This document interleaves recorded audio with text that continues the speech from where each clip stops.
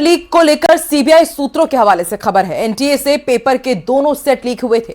दूसरे सेट के सवाल भी कथित क्वेश्चन बैंक में शामिल थे। एनटीए ने नीट पेपर के लिए 2 सेट दरअसल प्रिंट करवाए थे। दूसरे सेट को एनटीए ने रिजर्व रखा था। सीबीआई की जांच में अब तक एक के बाद एक ऐसे चेहरे सामने आ रहे हैं जिन पर पूरे रैकेट को चलाने का शक है। कोई डोमेन एक्सपर्ट बताया जा रहा है तो कोई छात्रों तक सवाल पहुंचाने वाला लिंक। उधर राहुल गांधी ने भी नीट पेपर लीक पर सवाल उठाए हैं। अब सवाल यही है कि आखिर इस पेपर लीक का असली मास्टरमाइंड है कौन और कितने लोग इस खेल में शामिल थे। देखिए स्पेशल रिपोर्ट।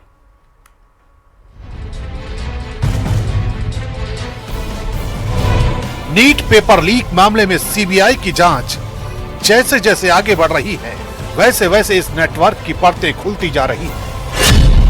अब तक की जांच में मनीषा पंधारे, मनीषा वाघमारे और प्रहलाद कुलकर्णी जैसे नाम सामने आए हैं। सीबीआई का दावा है कि यह किसी अकेले व्यक्ति का काम नहीं था, बल्कि कई लोगों की मिलीभगत से इस ऑर्गेनाइज्ड नेटवर्क को चलाया जा रहा था। जांच एजेंसी के मुताबिक पेपर तक पहुंच रखने वाले एक्सपर्ट, छात्रों तक सवाल पहुंचाने वाले बिचौलिए और स्पेशल क्लासेस चलाने वाले लोग आपस में जुड़े हुए थे। यही वजह है कि सीबीआई अब पेपर लीक नहीं बल्कि पूरे मास्टरमाइंड नेटवर्क की जांच कर रही है। एजेंसी को शक है कि इस रैकेट में भी और बड़े नाम सामने आ सकते हैं। नीट में 2 साल 22 लाख स्टूडेंट्स ने काम किया, दिन रात काम किया, उनकी मेहनत बर्बाद हो गई। प्रधानमंत्री को इमीडिएट ऑर्डर देना चाहिए कि धर्मेंद्र प्रधान जी को इस्तीफा दें, उनको सैक किया जाए और जो गिल्टी लोग हैं उनको पकड़ के जेल में डाला जाए। सीबीआई के रिमांड नोट में सबसे बड़ा नाम प्रहलाद कुलकर्णी का सामने आया है। सीबीआई का कहना है कि इन क्लासेस में जो सवाल पढ़ाए गए उनमें से कई असली परीक्षा में आए। अब सवाल यही है, क्या कुलकर्णी सिर्फ एक एक्सपर्ट थे या पूरे नेटवर्क का दिमाग, और क्या मंधारे और वाघमारे सिर्फ कड़ी थी या इस नेटवर्क की अहम प्लानर। जांच एजेंसियों को शक है कि नीट पेपर लीक सिर्फ डिजिटल लीक नहीं था, बल्कि इसे एक संगठित ट्रेनिंग मॉडल की तरह चलाया गया। जांच में सामने आया है कि छात्रों को नोटबुक में सवाल लिखवाए गए, किताबों में मार्किंग करवाई गई और परीक्षा पैटर्न समझाया गया।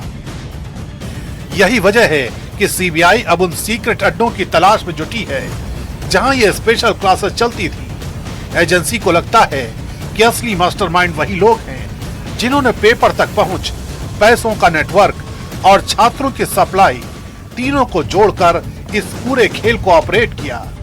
ताल्लुकात करने वाली बात यह है, हैरान करने वाली, कि जिस कातरज में गंगा ओशियन पार्क है उसी से जो अरेस्ट हुई है मनीषा वाघमारे, जो इन नीट पेपर लीक में जो स्टूडेंट्स को सामने लाती थी, स्टूडेंट्स को पेपर देती थी, वो मनीषा वाघमारे। और आज जिन मनीषा मांडरे को हिरासत में लिया गया है वो एक ही सोसाइटी में पिछले कई सालों से रह रही है। नीट पेपर लीक केस में कुछ इन्वेस्टिगेशन जो शुरू है, इसमें कुछ डॉक्यूमेंट्स उनको चाहिए जो मनीषा वाघमारे के घर में होने के जो है संभावना बताई जा रही है। इस मामले ने सिर्फ परीक्षा सिस्टम नहीं बल्कि एनटीए की विश्वसनीयता पर भी बड़ा सवाल खड़ा कर दिया है, क्योंकि जांच में ऐसे लोगों के नाम सामने आए हैं जो सीधे परीक्षा प्रक्रिया से जुड़े थे।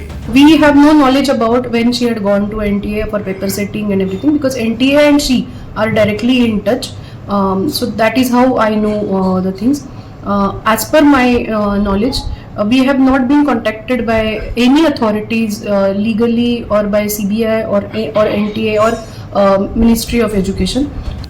इसी दबाव के बीच अब एनटीए में नए अधिकारियों की नियुक्ति की गई है, जिनमें IRS अधिकारी आकाश जैन का नाम भी शामिल है। सरकार का दावा है कि एनटीए को और मजबूत और पारदर्शी बनाया जाएगा, लेकिन बड़ा सवाल अभी भी कायम है कि आखिर इतने संवेदनशील पेपर तक पहुंच कैसे मिली, कौन लोग इस नेटवर्क को चला रहे थे और क्या गिरफ्तार हुए आरोपी ही असली मास्टरमाइंड हैं या इनके पीछे अभी और भी बड़े चेहरे छिपे हैं।